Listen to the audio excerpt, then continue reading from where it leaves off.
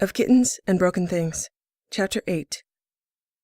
Garrus was maybe not going to pin her to a conference table, but he did not consider letting her go either. Everything outside this room could wait, every one. Reverie and bond were streaming through his blood. She was in his arms, and he needed to savor that. Those were miracles, but he needed more. Her words were playing in his mind. He examined their implications to discover any wedge he could bring to bear to break, but I can't, away from that sentiment and replace it with, and I will. He said, so about this want to but can't thing. Her heart was slamming painfully in her chest, the change in her mental state alarming. She was scrambling to put everything back where it was supposed to be. She was trying to get used to being a science project, hoping everything was where she'd left it in her head, and he'd scattered it all. Garrus, let me go. To that specifically and in general he snorted and said, absolutely not. Don't want to. Won't. Pleasure and guilt spiraled through her. The feel of his lips on hers had felt beyond right, but contrasted with the fact that he did not even know her name. Wanted Commander Shepard? Impossible. False pretenses. That phrase was suitable enough to be another one of her aliases. She couldn't make reality hold still to examine. Thoughts kept slipping away into wanting to kiss him again. And she couldn't. She knew she couldn't, but her body was rioting. I can't think. Good. He compromised between the conference table and taking his hands off her. He lifted her in his arms and walked to an enormous side couch built for Turians that she would disappear into on her own. He sat down, positioned her in his lap so he could see her face, with her leaning back against his supporting arm. He said, we've worked out that you're alive. Now we figure out the rest. She thought, I'm inexperienced, hypersensitive, and wanting to run. I figured that out. She said, the I can't stands, but I still can't think. She did think that this was not normal. Fast-paced mindlessness and then adrenaline and guilt, and she was shaking. She was not normal. She had been put back together wrong. She tried to move off his lap. There was no way he was going to allow that. His hand tightening on her arm, his other arm around her waist like a lap belt. She closed her eyes and tilted her head back. Vertigo struck as she said, I think I'm sick. He stroked her hair back. Dizzy? She nodded. He smiled. Weak? She nodded. His smile widened. You're not sick, lol. Turian kissing does that. She opened her eyes and stared at him, assuming he was teasing. Turians make me sick? He shook his head solemnly. No, it's called reverie. Humans have endorphins and hormones. We do too. I kiss you, you begin to experience all sensory input as pleasure, and so do I. She jerked her head up higher, dizzy but fascinated. This hadn't been included in her Turian research. You're kidding. He shook his head again. Not kidding. I will always be happy to demonstrate. She held up a hand. I'll take your word for it. Do not demonstrate. I need to get out of here conscious. I don't think that's necessary. You've recently been dead. A little unconsciousness should be fine. He tilted his head down so his crest was pressed against the side of her head. I'm not sorry my first impulse on seeing you was to kiss you. Look at me. Look at where I am. I thought about you every day. Your last words to me in your Omnitool message were, I would have liked to have had more time. She flushed again. A deep rush of embarrassment on top of the crackling and raw vulnerability already stretched along her nerves. Reverie was leaching from her system, adrenaline crashing, leaving a tremor and the feeling of exposure that had always made her run. He'd found her message. Something done entirely on impulse when she'd written a will. Excited to have something worth giving, feeling brave because, well, because she'd be dead. What she said wouldn't matter. She tried to remember exactly what she'd said. It was mostly a haze of pressured silly and introducing stuffed animals? Oh, no. Now we have more time. You made me a few promises right before you died. One was to see me when you were on the Citadel. One was to not protect me. She winced. I lied about the not protecting you part. I can't. And won't keep that one. Never intended to. He smiled. I knew that the moment I realized you sent in Liara alone and then tried to obstruct the view through the doorway. But you are not lying about wanting to be with me. I know that's true. That's true, but I don't know you. You don't know me. He jutted his jaw and said, You also told me in your message that I knew enough, that you knew I would understand, and that you not telling me didn't matter. She swallowed hard, and he told her, You weren't lying. I also thought I was dead. She thought this was getting worse. She was about to choke on the constriction of personal failure combined with watching Fleet and Flotilla too many times. We can change that I don't know your stories. You want me to stay counselor? I will do that. For you. And because, yeah, Reapers. But when you tell me you can't be with me at all, I have a problem with that. It was her first challenge, on her first few days back, her mind sliding with Turian reverie, sex, magic, something, an impossible something she shouldn't want, definitely could not have. She repeated some of the logic that had gotten her one step into his office and no further. I have a job to do. I have to be that person. I have to think first about the mission, and the mission includes a Turian counselor who does not appear to be involved with a human specter. Not only is it culturally enough to make you barefaced, but it's a conflict of interest. A huge conflict of interest for both of us. I trust that you have my best interests at heart. That is the problem. You need to represent Turian interests. I can't jeopardize that. You have been a successful counselor for a year. I should not have to explain this. You know this better than I do. You just don't want it to be true. The reality of Bomb was flush under his skin, and he knew that to be the truth. She was alive. It didn't matter what the other truths were. She was alive, and he was bonded, and he would not be deterred from convincing her. It would take time. He said, I know you're alive, and yesterday I did not know that. I have made my life choices based on you being dead. I will stay counselor and do my job. I will not accept that I am severed from you. Give me time to understand. I can promise you that there is no surveillance here. I promise you if we are to be seen by witnesses, I will be Counselor Vicarian, and you will be Commander Shepard. But you must know, Garrus Vicarian was in love with Commander Shepard before she died.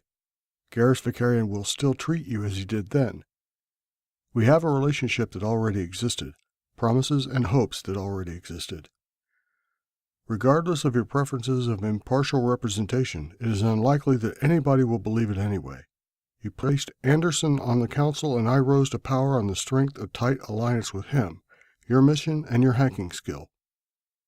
I have used your name and influence shamelessly to keep the fight of the Reapers alive. For now, give me time to get to know you. For you to explain who you are now. Get to know me. We can do that privately, and I will keep you safe. She closed her eyes and her shoulders dropped in trembling exhaustion, trying to navigate. She wanted to get a promise of no kissing, and she thought he'd laugh at that, and she was not going to ask while in his lap. Do not provoke Counselor Vicarian into proving the extent of his determination and power. New rule. She tried to navigate the internal wreckage of Commander Shepard versus Kara Fanning, and said, I will give you one absolute truth. Then you've got to let me up. He considered. He didn't want to, but he really did have to let her up at some point in the day. He said, "Deal, but negotiation is not over, not for the day and not for the future. I'll give you an absolute truth. I just bonded to you." She was shock-hobbled. Again, humans knew what bonding was, at least in the exclusionary sense. Humans knew they couldn't do it. Turians bonded for life, a biological change that tuned a pair to each other.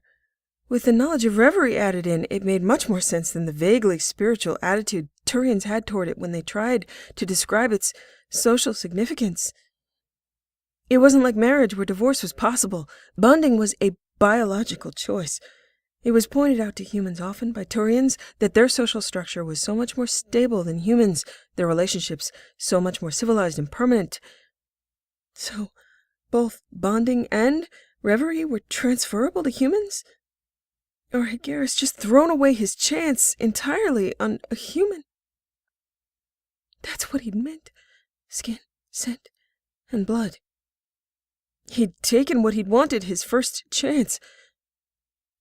In the spirit of truth and being entirely overwhelmed, she said, "I can't tell you I know what that means, except that as a human, I know you shouldn't have done it, and I don't deserve it in the eyes of every other Turian."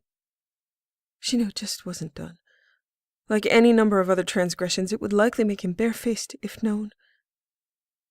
She looked at him and said, "Garrus, my first day back." She felt a kinship that maybe wasn't that bizarre, considering he'd always glowed. A shared sense of all in from different directions. She looked at him, realizing he was in for life, for love, not for the sex. Now he would no longer have that option with another woman. Bonding was permanent, irreversible. She drew his face down again, kissed the marks on his crest, and told him the truth. "I've never had a relationship with anybody. That was my first kiss." He lifted shocked eyes to hers. She smiled and blinked once, and then said, "Deal's a deal. Let me up." That was unexpected. He let her up, but she still had to lean on his shoulder to stand. Then she barely made it to a chair while he sat stunned, staring at her. "You bonded to Commander Shepard, and there's a lot to learn about who she is not. You deserve better, Garrus." He'd promised her he'd let her go, and he was going to keep his word and absorb the cumulative shocks of the day. She looked up at him blearily. "Well, first, there is nobody better, and second, you're saying I don't have any competition." "You are the only person I have ever considered, and just considering it gave me panic attacks. Will give me panic attacks. Is actively creating panic. So you can't have a relationship with anybody else. No pressure there, and I haven't had a relationship and shouldn't. Won't." He felt calm. One thing about her that he now knew, one thing about him given that she knew and apparently accepted and didn't blame him for deviance. Instead, she immediately tried to protect him, again. He teased, "Well, yesterday you were dead, now you're alive. Yesterday I was not bonded, now I am. Things change quickly here on the tower." He began to acknowledge with reality sliding back sharp and hard that he needed to think, recover, and regroup. He said lightly, "I'm going to start guessing at these terrible secrets I don't know." She closed her eyes. He stood up, looked down at her, and said with overwrought mock sympathy, "Have you killed a man?"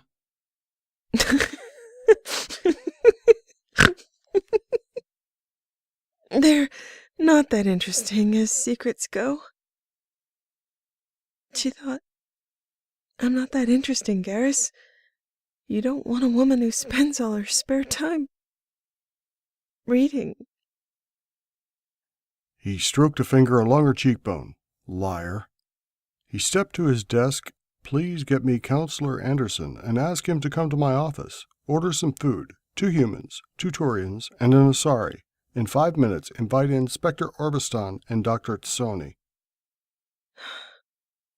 She hoped the flush would fade from her face. Within 5 minutes.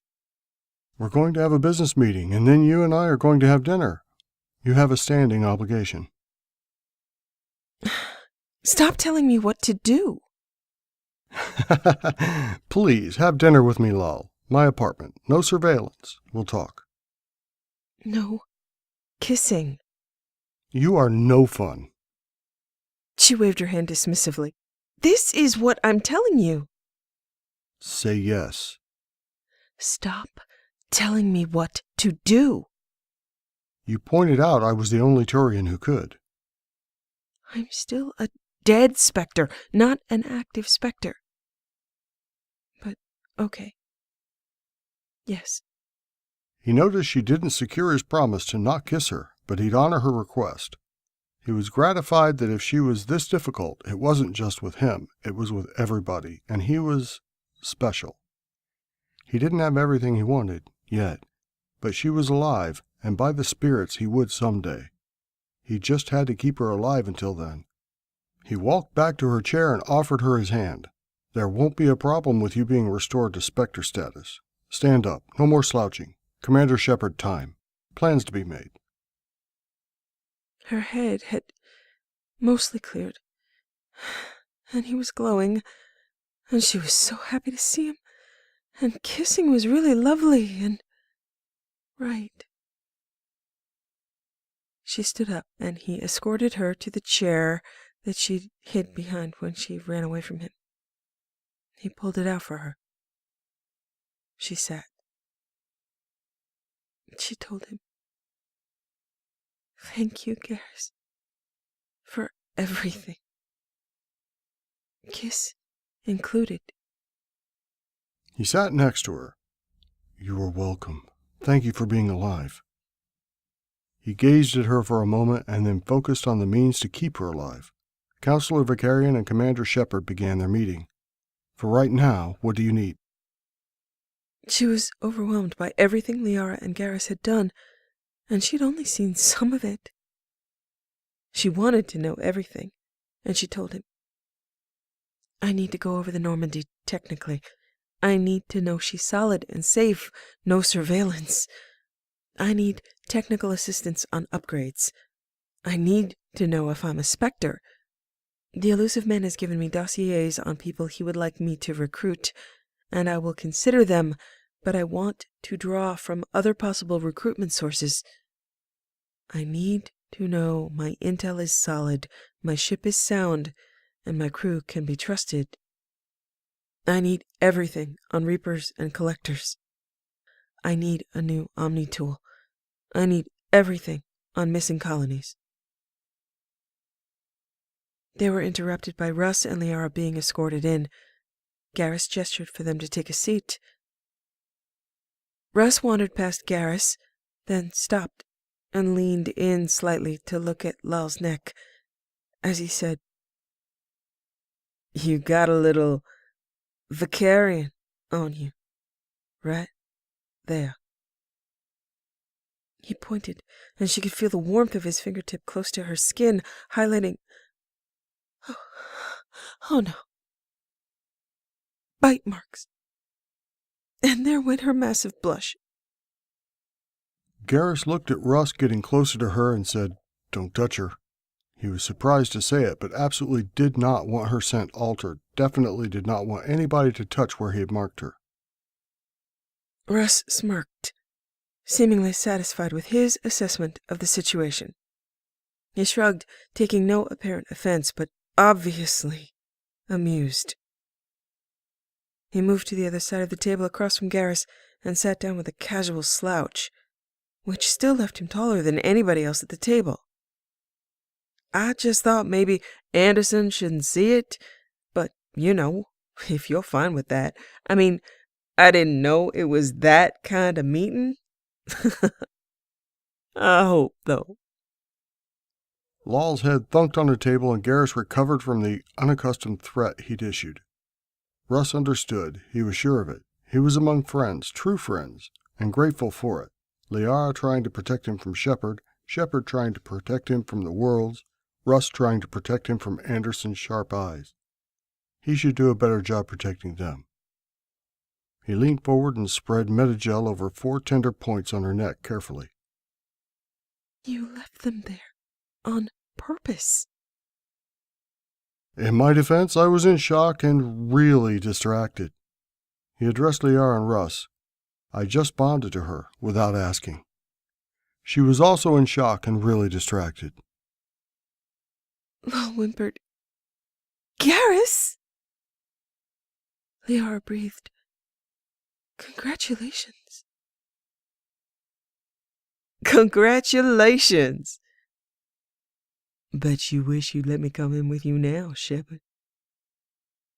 It will be discovered on my next physical, maybe even my next scan. Maybe sooner if I start threatening anybody who gets near you. Sorry, Russ. No offense taken. It's a big day. Didn't disappoint. Garrus nodded at him gratefully. Lal, bonding won't stay a secret, medically or socially. I can conceal the target of my bond, but not that I'm bonded. I'm guessing that with your return there will be speculation. Can't be helped. These 2 people in this room you can trust with your life and everything in it. Which 2 people? You did it on purpose. He didn't try to deny that he hadn't wanted to remove the marks. He did it about as on purpose as he had bonded with her. He said, Okay, 3 people. I am still not necessarily a nice person. I am a determined one. I'm also starting to think that bonding has consequences. I don't know what they are, and I am not that much in control of myself.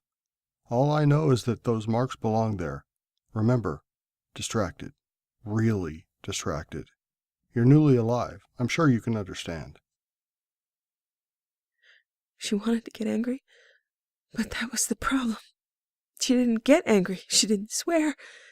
She was helpless, vulnerable, and terrified about what one distracted kiss and not in control choice would cost them, and by extension, cost others. Garrus's hand was on her shoulder, massaging lightly. Lal, sit up. Anderson will be here soon. We don't want him thinking you're dead. Hopefully we've learned some lessons about lessening shock. Between the 4 of us in this room, there is no need for secrets. She tried to shepardize herself. She had to be up to it. She didn't have a choice. She sat up and said, I apologize for the position this puts you in, Liara and Russ. I appreciate the help, the discretion, and that this is a burden you did not choose. Russ, I don't know you personally, but if Liara and Garrus trust you, I have no doubts of your discretion. Once I'm back up to speed, I look forward to working with you. She thought, with less whimpering. Garrus has never once missed an opportunity to bring up Commander Shepard's legacy. This is really just more of the same. You're looking at a not surprised Torian. If it's a burden, it's been the same for 2 years. Somehow we still get work done. She was reassured and grateful, and kept her mouth shut. Garrus addressed Russ and Liara. She's concerned about close association, much less bond, diminishing my power base and creating conflict of interest distractions. Russ turned his face to look at Shepard speculatively. She wondered if he thought she was capable of independent thought, despite all evidence to the contrary. So much for the legend, bleeding and head thumped. She's not wrong, Garrus. No, unfortunately she isn't. We can't have a public relationship. In fact, we haven't had a relationship before now. I got very much carried away. I'm still not sorry. Anyway, Russ, you helped Liara 2 years ago. You knew about Shepard's body and Cerberus and didn't say a damned word to me about it? Yeah, we thought you might overreact. Garrus could not possibly refute that prediction. Well, that's fair. Does anybody else know? Liara said. No. Yorlis and Genevieve knew. But they're dead. Russ's jaw clenched slightly. And they also would never have told anybody. Okay. Russ, I'd like you to go with Lal. I need you on that ship. I can't go. Lal has convinced me that I have to stay here. I don't like it. Liara can't go. Lal doesn't know it yet, but you're the best there is. Lal heard Garrus asking, and not the counselor. A personal favor. She wanted to object. He was a specter in his own right. Her jaw clenching with the effort to keep her ignorant mouth shut and not argue. She was not caught up. Do not insult both of them. Okay. Can I get you to write that down and sign it, that best there is thing? Russ waved a hand in dismissal. You'd still have to work the name Shepard in there somewhere. There'd be an asterisk. But he looked satisfied and sat back, content to allow planning to continue, his focus on Garrus. Lal tried to focus on beginning command from the bottom rung. She had nobody right now. She did not trust Cerberus personnel. She'd feel so much better if Russ were glowing. Something, even just a little flash. Russ caught her looking at him and smiled as though he could read what was written inside her bones. And he probably could. Her eyes slid away. Lal asked, "Why not put me under Russ's command?" There was a long silence. I appreciate the vote of confidence. You've worked out that Garrus is a figurehead, and that is politically priceless. I figured he'd bust out of here with a rifle. You convinced him in a short amount of time not to do that.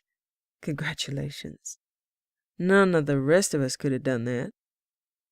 What someone needs to tell you is that the same restriction and requirement of perceived power, if not more so, applies to you. You're the reincarnated savior of the Citadel. We'd be fools to discard the opportunity to exploit that. We are not fools. Now, I've heard a lot about you, and I haven't seen much myself, but I bet if you couldn't shoot a gun and could barely think your way out of a paper bag, I could prop you up and make your reputation sing. What you need to get done, I will help you get done. I'm good. I'm just not you. Welcome to being a figurehead. Get used to it. We need you. Garrus is stuck in this office, and you're stuck being the commander. Excellent. I'll have a cape made. She really hoped she could still shoot. Hire a calligrapher. We can't afford any asterisks. Good. Keep telling me what I need to hear. Count on it. They were interrupted by Anderson's entrance. It was his turn to be shocked, Liara explaining quietly as he stared. Then he stared for a little longer. Everyone let him do it, and she had her Shepard face on. She knew there were 5 people in the room she could trust. So did everyone else. He sat down hard and said, "Welcome back, Commander Shepard." "Thank you, Counselor Anderson." From there it was straight to strategy and business. Teams would be dispatched to the Normandy from Council, Alliance, Hierarchy, and Shadow Broker resources, supplemented by some shady people Russ recommended. They chose to not disclose that Commander Shepard was back just yet. She'd stay at a Council safe house, and Russ would be available if she needed security checks.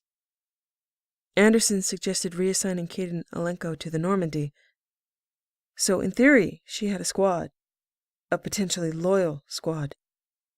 A good starting place to building a full team. 2 Council Spectres and an Alliance high-ranking officer she could trust. That would certainly build confidence. It built hers. They agreed that Cerberus's intel and resources were key to the proposed mission of addressing the Collectors. On the subject of indoctrination, she was told that they knew the mechanics, had for about 6 months. At least one method involved injection of a substance that caused a neural net to form that hooked into the pain-pleasure centers of the brain and hijacked them when combined with verbal conditioning. Individuals on the Citadel were scanned once a week to examine the brain and the potentially affected centers. She had been exempt because Liara had provided scans ahead of time, and Russ had vouched for her. She would not be exempt once Commander Shepard was brought back into the public eye. Cerberus had installed scanners on the Normandy medbay, and Dr. Shockwitz was well versed in their use. EDI was a major concern, and that would require a great deal of work, depending on how much of the Normandy's systems were insidiously managed. On that note, Russ had a ship of his own. They'd prefer the Normandy and Shepard as a figurehead set, but if the ship was out of commission for too long, due to evaluation and retooling, his ship was a possible mode of transport. As for her job, putting out Reaper fires, there was a target-rich environment. Point in any direction and there was something she could do, someone she could save. This was also an opportunity to take advantage of Cerberus's resources and intel. Focus on team and collector activities, find out how they worked, what they were up to. It was an excellent starting point. Any other mission she felt needed to get done that her team could not do, coordination with other Spectres, the Hierarchy, and the Alliance would take care of it. Her Spectre reauthorization should not be a problem, she was assured.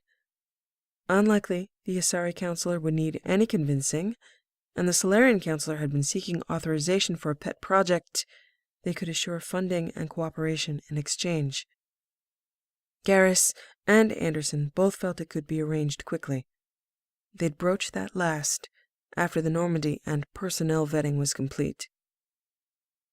She had a lot of studying to do. She was excited, and had questions she had squelched, kept her mouth shut for the most part. Russ had prevented surveillance of her entry into this office, and Garrus's staff could be counted on to keep their mouths shut.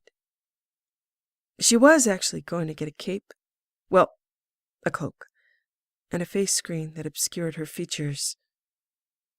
She was very happy with immediate plans. She could sit in a room and study. Russ seemed to consider that a death sentence. She tried to look brave. The meeting took hours, 2 separate deliveries of food involved. They'd begun in late morning, and now it was early evening. People broke off into assigned tasks. Anderson left first, Russ second, and then Liara left after a lingering hug and a smile. After they'd gone, Garrus said, "So turns out we shouldn't go to my apartment, but the safe houses are in this complex. No security checks," he explained on the way there through a concealed side door and a warrant of authorizations. "Lots of hidden Citadel Tower secrets. I have an apartment, but for security lockdown and just sometimes late nights, counselors stay on the tower. Lots of housing for staff and visiting dignitaries." He escorted her into a small but richly appointed apartment. He authorized the research terminal. Food delivery was from a local kitchen that either made it or had it delivered to them by proxy and a credit account attached. Nerd heaven! No interruptions. If only it had its own kitchen. He had promised no kissing, so he was still going to honor that, but he picked her up to a startled and smiled, sat down again on a smaller couch, arranged her so he could see her face. It's late. I'm staying here on the couch. She didn't try to argue. One more truth to tell. I won't ask for one in return. Hale passed away 7 months ago. He brought his Omni tool around and began entering in access keys. I talked to him often, spoke to his owners, and learned from them that they had begun to record you. If they replayed it later, apparently he'd be slightly less destructive at certain times. So I asked them to send the recordings to me. There are dozens of you talking to him, 5 or 6 of me talking to him. Here's the last time I talked to him, about 8 months ago. Tears sprang to her eyes as she listened to Garrus talk awkwardly to Hale, who didn't move much, but his ears twitched, and he faced the screen as Garrus informed him of an impressive bust of a pirating ring that he'd been after since he was in CSEC. She reached out her fingertips to trace the outline of George Ellery Hale's elder statesman cat form, dignified and frail. She told him. He liked the explosions. Sometimes I put them in where they didn't really belong, just to keep him entertained. Yeah, I saw, but I could never bring myself to do them. Yours were so good, I would feel like an explosion fraud. He has a headstone. We could go visit if you'd like. You could tell him all about it. She didn't want to see any more. Couldn't look. I'd like that. She turned her head into the sheltering dark of his chest and cried until her sobs were trailing in thin shudders and wisps. He linked his fingers lightly with hers across her thigh and said nothing. Held her as she cried until she fell asleep. Thinking that he knew enough about her, he just needed to prove it. He thought, I promise, Lal, I'll tell you all about it.